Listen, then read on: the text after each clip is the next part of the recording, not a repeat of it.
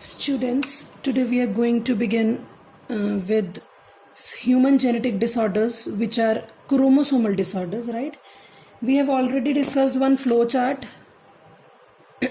That is, genetic disorders are of two types, Mendelian disorders and chromosomal disorders. ਅਸੀਂ already ਕਰ ਚੁੱਕੇ ਹਾਂ ਕਿ genetic disorders ਦੋ ਤਰ੍ਹਾਂ ਦੇ ਹੁੰਦੇ ਨੇ, Mendelian disorders ਤੇ chromosomal disorders.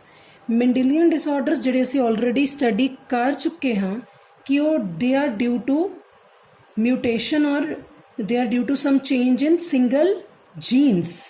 तो single gene करके ਜਿਹੜੀ प्रॉब्लम आती है उन्हें Mendelian disorders कहते हैं. ਅਸੀਂ ਉਹਦੇ ਚ autosomal भी पढ़ चुके हैं, sex linked भी पढ़ चुके हैं. ठीक है जी. then ਅੱਜ ਜਿਹੜਾ ਅਸੀਂ टॉपिक स्टार्ट करना ये है कि genetic disorders are due to some abnormality in chromosomes also. genetic disorder chromosome ਦੇ ਵਿੱਚ ਕੋਈ प्रॉब्लम करके ਉਹਦੇ ਨੰਬਰ ਕਰਕੇ ਸਟਰਕਚਰ ਕਰਕੇ ਵੀ ਇਹ ਤਰ੍ਹਾਂ ਦੀ abnormalities ਆ ਸਕਦੀਆਂ. they are called as genetic disorders. ਤਿੰਨ genetic disorders ਅਸੀਂ ਡਿਸਕਸ ਕਰਨੇ ਨੇ. number 1 is autosomal, number 2 is sex linked.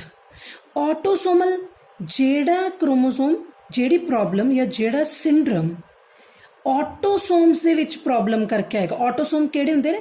ਜਿਹੜੇ ਸਾਡੇ ਅਗਰ ਅਸੀਂ ਹਿਊਮਨ ਦੀ ਗੱਲ ਕਰੀਏ ਤਾਂ ਫਸਟ 22 ਪੇਅਰਸ ਜਿਹੜੇ ਸਾਡੇ ਸਾਰੇ ਕਰੈਕਟਰ ਬੋਡੀ ਦੇ ਉਹ 22 ਪੇਅਰ ਆਫ ਕ੍ਰੋਮੋਸੋਮ ਤੇ ਉਹਦੇ ਜੀਨਸ ਪਏ ਹੈ. ਸਿਰਫ ਵਨ ਇਜ਼ ਸੈਕਸ ਕ੍ਰੋਮੋਸੋਮ ਵਿਚ determine the sex of an individual, right?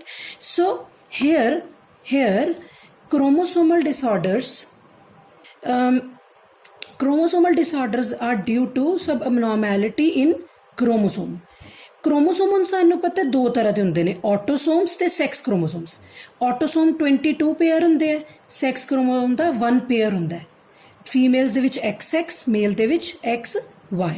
ठीक है. अगर तो ऑटोसोम रिलेटेड कोई डिसऑर्डर है that is down syndrome.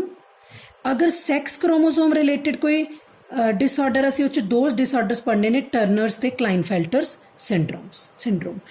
What is syndrome ਪਹਿਲਾਂ ਅਸੀਂ ਇਹ ਕਲੀਅਰ ਕਰ ਲਈਏ, ਲੇਟਰ ਔਨ ਵਿਲ ਡਿਸਕਸ. ਵੈਸੇ ਅਸੀਂ ਆਲਰੇਡੀ ਕਰ ਚੁੱਕੇ ਹਾਂ. ਸਿੰਡਰਮ ਕੀ ਹੈ?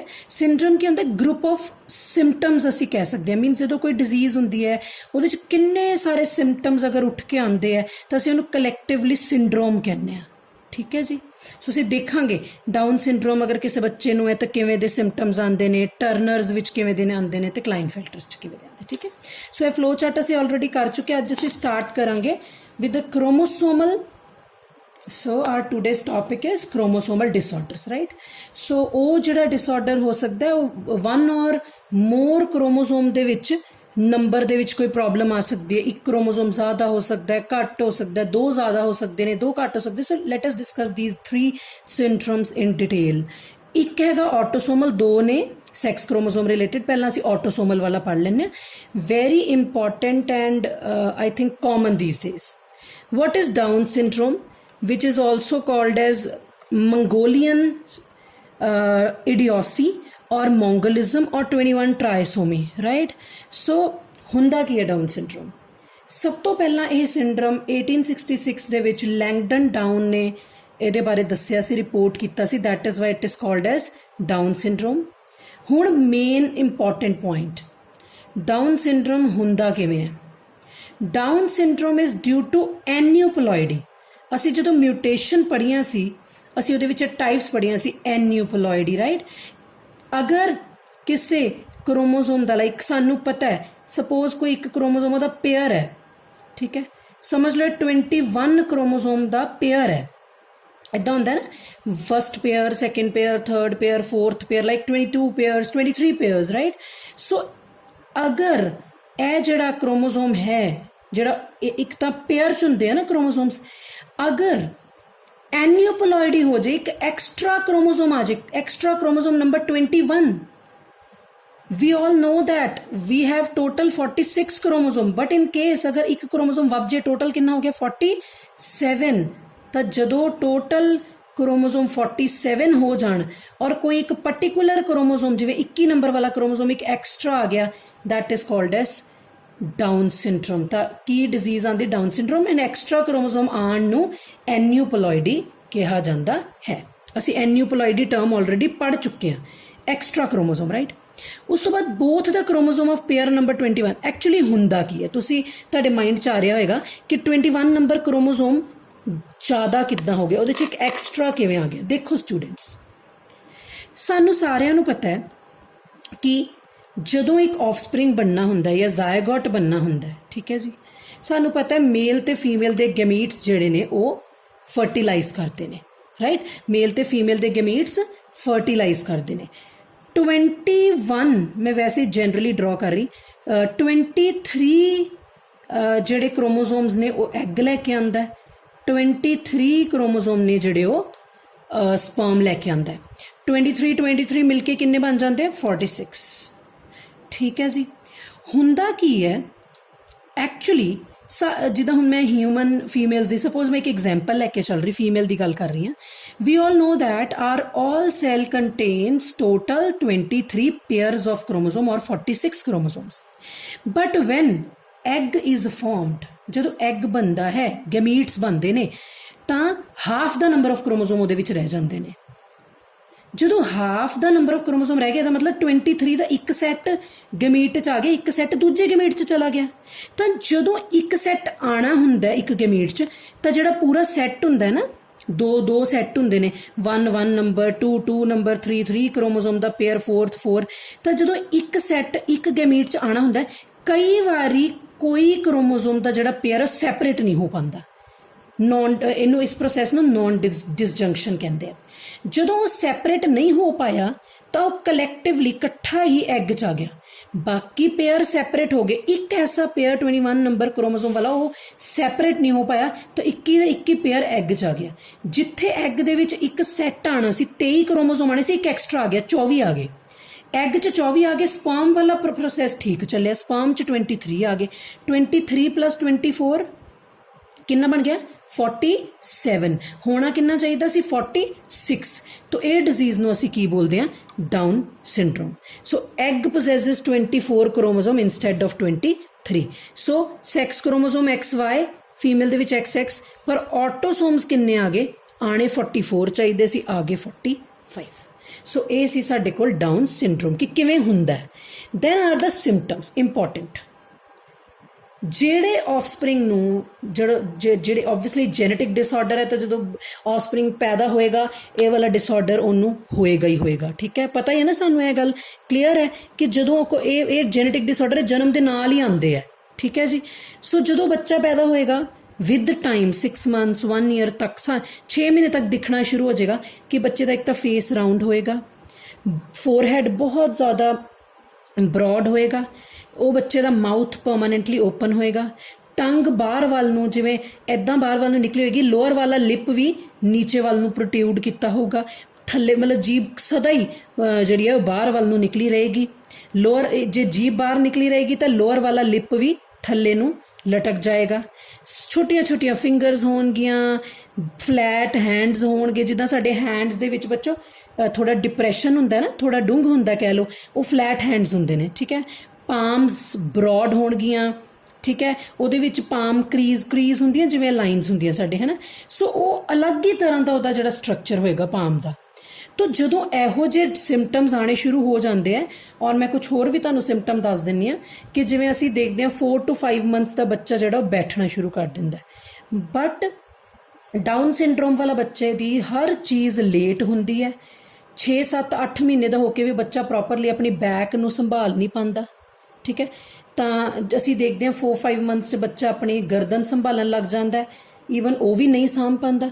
ਤਾਂ ਹਰ ਚੀਜ਼ ਬੈਠਣਾ, ਨੈਕ ਹੋਲਡਿੰਗ ਕਰਨਾ, ਕ੍ਰੋਲਿੰਗ ਕਰਨਾ, ਚੱਲਣਾ, ਮੈਂਟਲ ਐਬਿਲਿਟੀ ਦਾ ਨਹੀਂ ਡਿਵੈਲਪ ਕਰਨਾ, these all are the symptoms of Down syndrome. ਤੇ ਹੌਲੀ ਹੌਲੀ ਇਹ ਸਿੰਪਟਮ ਜਿਹੜੇ ਆ ਉਹ ਵਿਜ਼ੀਬਲ ਹੋਣੇ ਸ਼ੁਰੂ ਹੋ ਜਾਂਦੇ ਨੇ। ਤੁਹਾਨੂੰ ਦੱਸ ਰਹੀ ਸੀ ਕਿ ਬੱਚੇ ਦਾ ਇੰਟੈਲੀਜੈਂਸ ਲੈਵਲ ਘੱਟ ਹੁੰਦਾ ਹੈ, ਬੱਚਾ ਜਿਹੜਾ ਹੈ ਉਹਦੇ ਹਾਰਟ ਤੇ ਅਦਰ ਆਰਗਨਸ ਡਿਫੈਕਟਿਵ ਹੁੰਦੇ ਨੇ।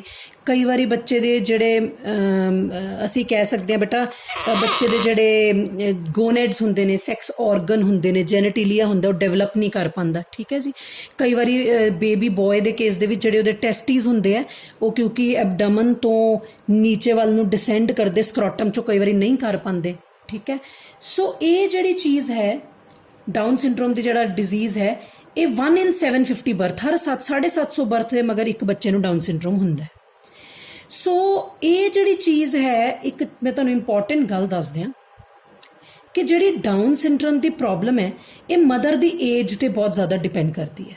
मीनस मदर जिन्नी कोई लेडी कोई फीमेल जिन्नी लेट मदर बनती है उन्नी ज़्यादा उसके बच्चे ਨੂੰ डाउन सिंड्रोम होने की प्रॉब्लम प्रोबेबिलिटी ਵੱਧਦੀ ਜਾਂਦੀ ਹੈ 20s ਦੀ ਏਜ ਵਿੱਚ ਅਗਰ ਕਿਸੇ ਦਾ ਬੇਬੀ ਹੁੰਦਾ ਹੈ 26 27 28 ਲਾਈਕ ਹਾਂ ਤਾਂ ਉਹਦੇ ਡਾਊਨ ਸਿੰਡਰੋਮ ਹੋਣ ਦੇ ਉਹਦੇ ਬੱਚੇ ਨੂੰ ਚਾਂਸਸ ਘੱਟ ਹੁੰਦੇ ਨੇ ਦੈਨ ਲੇਟਰ ਔਨ ਅਸੀਂ ਅੱਗੇ ਵਧੀਏ ਤਾਂ 30 ਪਲੱਸ ਦੇ ਵਿੱਚ ਚਾਂਸਸ ਹੋਰ ਵੱਧ ਜਾਂਦੇ ਨੇ 40s ਦੇ ਵਿੱਚ ਚਾਂਸਸ ਹੋਰ ਵੱਧ ਜਾਂਦੇ ਕਿ ਬੱਚੇ ਨੂੰ ਡਾਊਨ ਸਿੰਡਰੋਮ ਹੋਊਗਾ ਠੀਕ ਹੈ so with the age of the mother the frequency of Down syndrome increases right means non disjunction ਦੀ ਵੱਧਦੀ ਜੇ ਕਾਰਨ ਪੁੱਛੋ ਤਾਂ non disjunction ਵੱਧ ਹੁੰਦੀ ਹੈ ਜੇ ਏਜ ਵੱਧ ਹੋਵੇ ਇਹਦੇ ਕਰਕੇ ਫਿਰ ਇਹੋ ਜਿਹੇ ਸਿੰਡਰੋਮਸ ਪੈਦਾ ਹੁੰਦੇ ਨੇ then is Turner syndrome given by Turner in 1938 ਦੇਖੋ ਜੀ ਡਾਊਨ ਸਿੰਡਰੋਮ ਦੇ ਵਿੱਚ ਐਨਿਊਪਲੋਇਡੀ ਸੀ means one chromosome is extra here one chromosome is less that is called as monosomy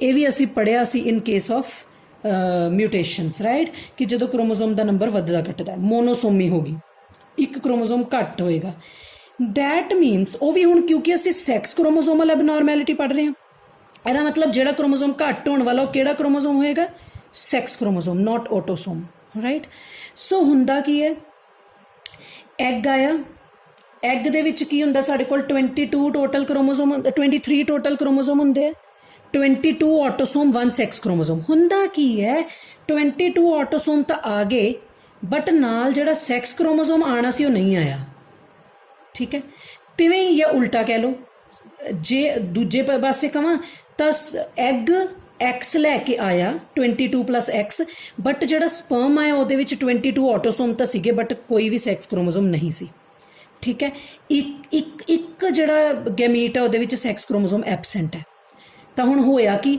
22 तो हो गए 44 सैक्स क्रोमोसोम एक मदर तो आना सी एक फादर तो आना सी मदर तो आ गया फादर तो नहीं आया एक एक्स रह गया बस दूजा आया ही नहीं so this condition is called as Turner syndrome and total जिहड़े क्रोमोसोम ने टर्नर सिंड्रोम वाले ऑफस्प्रिंग दे विच टर्नर सिंड्रोम वाले बच्चे दे विच हुंदे ने 45 ठीक है सो सिम्पटम्स की ने पहली गल स्टेराइल फीमेल्स स्टेराइल ਇਹੋ ਜਿਹਾ ਬੱਚਾ ਪੈਦਾ ਹੋਏਗਾ ਜਿਹੜਾ ਆਪਣੇ ਜਨਮ 'ਚ ਕਦੀ ਵੀ ਅੱਗੇ ਆਫਸਪ੍ਰਿੰਗ ਪੈਦਾ ਕਰਨ ਦੇ ਕਾਬਿਲ ਨਹੀਂ ਹੋਏਗਾ ਕਿਉਂਕਿ ਉਹਦੀ ਜਿਹੜੀਆਂ ਓਵਰੀਜ਼ ਹੋਣਗੀਆਂ ਉਹ ਡਿਵੈਲਪ ਨਹੀਂ ਕਰੀਆਂ ਹੋਣਗੀਆਂ ਉਹਦੇ 'ਚ ਕਨੈਕਟਿਵ ਟਿਸ਼ੂ ਫਿਲ ਹੋ ਜਾਏਗਾ ਬ੍ਰੈਸਟ ਅਨਡਿਵੈਲਪਡ ਰਹਿ ਜਾਣਗੀਆਂ ਯੂਟਰਸ ਛੋਟਾ ਰਹਿ ਜਾਏਗਾ ਮੋਟੀਆਂ ਫਿੰਗਰਸ ਹੋਣਗੀਆਂ ਹਾਈਟ ਵਗੈਰਾ ਸਟੇਚਰ ਛੋਟਾ ਰਹਿ ਜਾਏਗਾ intelligence level abnormal heart related diseases abnormalities ਸੁਣਨ ਦੀ ਪ੍ਰੋਬਲਮ ਈਵਨ ਉਹ ਆਪਣੀ ਲਾਈਫ ਦੇ ਵਿੱਚ ਇਹੋ ਜਿਹੀਆਂ ਫੀਮੇਲਸ ਮੈਂਸਚੂਰੇਟ ਵੀ ਨਹੀਂ ਕਰਨਗੀਆਂ 1 in every 3000 female birth is a victim